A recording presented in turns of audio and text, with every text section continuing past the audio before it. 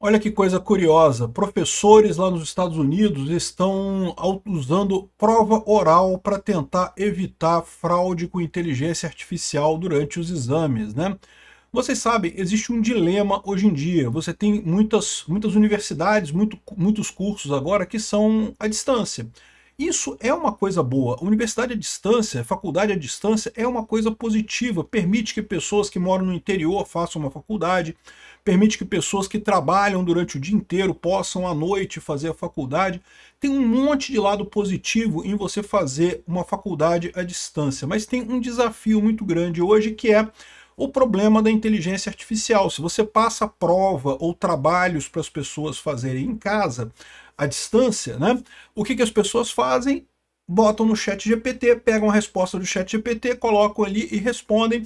E a verdade é que isso funciona tão bem que é um atrativo, né? Por mais que você fale para o aluno, não é importante você pensar, tenta resolver você mesmo, e não sei o que lá. A tendência do aluno é usar a inteligência artificial e eles acabam chegando no final do curso sem compreender os conceitos, né? E aí a prova, se você faz a prova, você pode fazer como, por exemplo, está dizendo aqui o pessoal da Zero Hora, para evitar trapaça com o uso de inteligência artificial, os professores diversificam avaliações e retomam a prova escrita. Então exige que o aluno esteja presencialmente fazendo a prova à mão ali, não pode mais fazer à distância.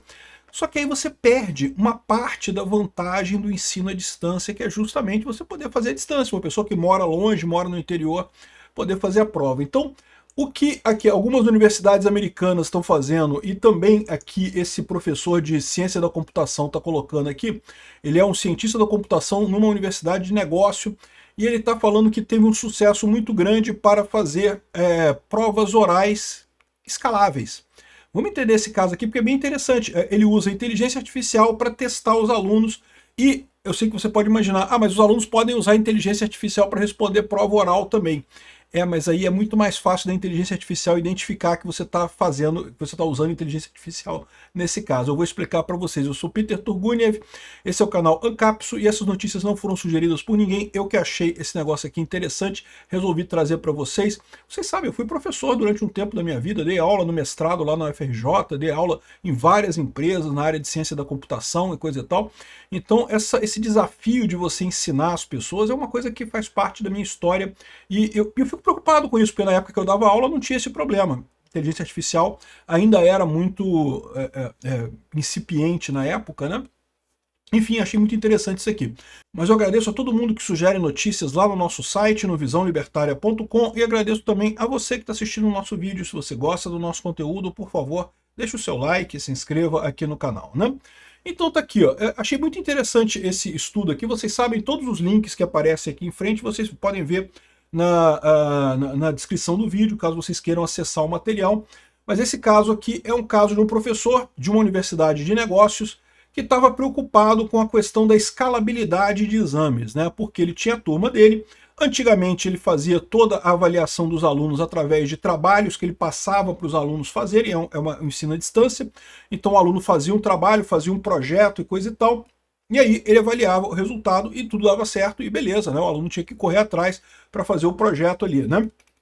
Agora, ele disse que recentemente ele começou a ver o caso de muitos estudantes submetiam trabalhos que estavam muito bons, suspeitamente bons demais, entendeu? Não assim, bons de um bom estudante. Bons do tipo, olha só, a McKinsey, um memorando da McKinsey que passou por 3 rounds de edição. A McKinsey é uma empresa de advocacia lá nos Estados Unidos muito famosa, ou seja, um trabalho profissional. Chegava os trabalhos ali da Universidade de Negócio, coisa profissional. E não faz sentido, os alunos não são profissionais. Então tá na cara o que estava acontecendo. Os alunos estavam usando o chat GPT, estavam usando o Claude, estavam usando o Gemini, estavam usando alguma ferramenta de inteligência artificial para produzir aquilo ali. E vamos combinar, é o que deve fazer tipo 99,9% dos alunos que usam, que fazem trabalhos em casa, que você leva o trabalho para fazer para casa. Você bota na inteligência artificial, ele resolve lá, você bota e pronto, está resolvido o seu trabalho, né? E aí, o problema dele é o seguinte, ele falou, poxa, como é que eu vou fazer para avaliar os alunos então? Porque até então ele avaliava por conta desses projetos, não tinha prova na matéria dele. Aliás, é muito comum em universidades, principalmente na área de negócio, você não ter prova. Você fazer um trabalho, fazer uma série de atividades ao longo do curso, e aí no final você é avaliado com base nesse seu projeto. Só que agora não dá para fazer mais assim. Por quê? Porque você não tem como saber se o estudante realmente fez o projeto ou se ele, né, usou o ChatGPT ao longo de todo o semestre e produziu um negócio lá, né, no final das contas, que não tem utilidade nenhuma. Por outro lado, ele poderia voltar para provas escritas, né, como o pessoal fez aqui, o pessoal da Gazeta Zero Hora aqui, falou que muitos professores aqui no Brasil estão retornando às provas escritas, muitos professores estão evitando dar nota por trabalhos ou trabalhos em equipe, esse tipo de coisa, porque o pessoal usa ChatGPT, usa inteligência artificial e faz o trabalho, né, e aí não tem como avaliar se a pessoa realmente aprendeu ou não a coisa. A prova escrita é o que resta para isso, né? Só que o problema da prova escrita, como eu falei, é que ela não é muito escalável, né? Primeiro que dá trabalho fazer a prova escrita, tem que estar todo mundo na sala, você cria as questões, o pessoal responde, não sei o que lá. Então, acaba gerando um problema. Agora, uma coisa que ele descobriu é a seguinte, que havia como ele saber se o aluno tinha feito o trabalho, se ele começasse a perguntar como é que o aluno fez o trabalho. Então ele manteve a técnica de fazer o trabalho para dar nota ao longo do curso, mas aí ele tinha que fazer uma prova oral em que ele questionava para o aluno, olha só, por que você tomou essa decisão aqui? Por que você escreveu esse parágrafo aqui? Qual foi a sua lógica de escrever tomar essa decisão aqui nesse parágrafo? Né? Porque se o aluno realmente estudou a coisa e escreveu o texto ele mesmo, né, ele até pode ter usado usar alguma coisa de inteligência artificial, ninguém se reclama disso não. A questão, o que não se quer que faça é o aluno pegar e botar o trabalho na inteligência artificial e falar, faz para mim isso daqui. O aluno tem que saber o que ele está fazendo, né? E aí, o que ele fez? Ele criou essa lógica de exames orais, mas ainda tinha um problema, porque se ele tivesse que fazer o exame oral de todos os alunos da turma dele, seria um esforço enorme, porque, né, o exame oral toma tempo, você tem que perguntar à pessoa, ler o trabalho, coisa e tal. Qual que foi a solução dele? Ele fez um exame oral com inteligência artificial, ele criou agentes de inteligência artificial que faziam exatamente isso. Pegavam o projeto que o aluno desenvolveu ao longo do semestre, né? Então, como é comum em muitas universidades aqui no Brasil, você tem um trabalho que você faz ao longo do semestre inteiro, no final do semestre você é avaliado por aquele trabalho. Então, beleza. E aí, essa inteligência artificial lia o trabalho do cara e fazia as perguntas para garantir que ele tinha realmente tomado decisões corretas ao longo do trabalho, o que ele tinha feito ali, coisa e tal. E aí, no final das contas, ele conseguiu fazer aqui com números, olha só, 36 estudantes examinados ao longo de 9 dias, 25 minutos de média para cada avaliação de cada estudante, oral, avaliação totalmente oral, e 65 mensagens por conversa em média. Então, cada avaliação oral era cerca de 65 mensagens, né? E um custo total de 42 centavos de dólar por estudante. O total deu 15 dólares o teste de todo mundo, porque você sabe, você tem que pagar os agentes de inteligência artificial, né? E olha só, no final das contas ele fez uma comparação das notas, porque a própria inteligência artificial já dava nota para o aluno.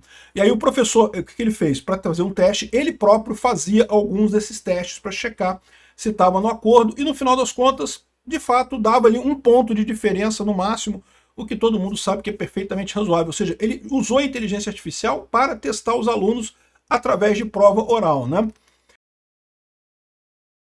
E aí ele falou de algumas coisas que deu problema, que ele consertou nessa história. Por exemplo, alguns alunos acharam a voz que ele usou para o exame oral uma voz muito intimidante, intimidadora, né? Ficaram com medo da voz, né? Alguns agentes começaram a fazer perguntas combinadas, o que não é bom.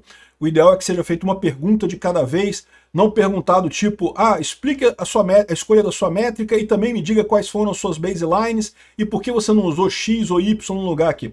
Ou seja, você fez, na verdade, 3 perguntas, né? Isso é ruim. Um estudante, quando faz a prova oral, ele já está nervoso, se você bota um monte de perguntas junto, ele se confunde. Então o que ele fez foi, não, ele orientou lá, ele mudou o prompt dele na inteligência artificial para só fazer uma pergunta de cada vez. Outra coisa que ele diz que é o problema é quando o aluno pedia para repetir a pergunta. E às vezes a inteligência artificial ela repetia a pergunta com pequenas variações e daí o aluno às vezes ficava repetindo, pedindo para repetir a pergunta, até ter uma variação que ele gostava porque achava mais fácil de responder.